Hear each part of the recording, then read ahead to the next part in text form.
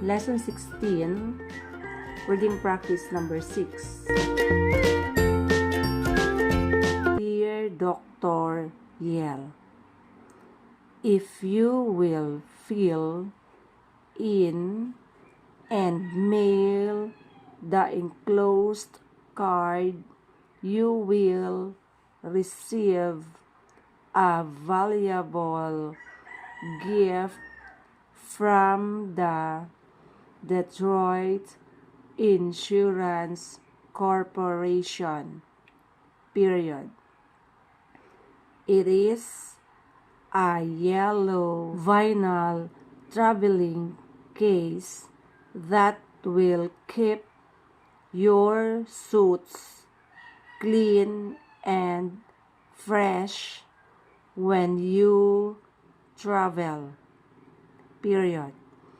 We offer you this gift for the chance to tell you about a financing plan that we think will appeal to you. A symbol of dash. One that is quite simple and immensely effective. Paragraph. Most businessmen and businesswomen earn in less than $400,000 between their first and last paychecks.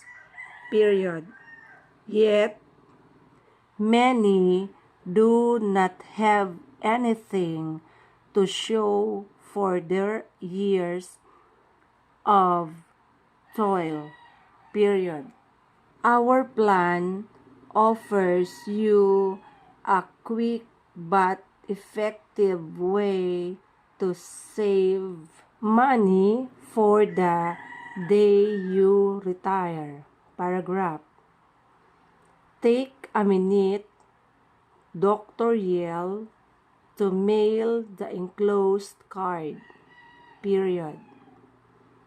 When we receive it, we will tell you what our plan can do for you and send you the yellow vinyl traveling case we mentioned. Period. Sincerely yours. Lesson 16, reading practice number 7. Dear Professor Yell, Royal Parks volunteer firefighters have drive each year to raise money for the many services they render to Royal Parks citizens. Period. Would you be willing to join us and work as a section manager in this year's drive? Paragraph. Each manager is assigned a section of Royal Park. Period. Your section, in which there are 30 homes, would be from 8th Street to Doyle Square. Paragraph. As manager, you would appoint 5 men or women, each of whom which solicit money or pledges from 6 homes. Period.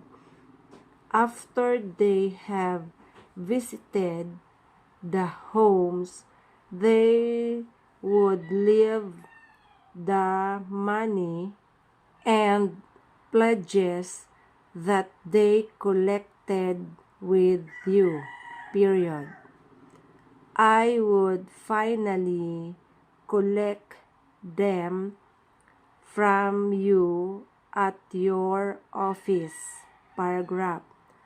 I sincerely hope you will be able to say yes. Period. Our goal this year is $100,000. Period. We need your help to get it. Period. Sincerely yours.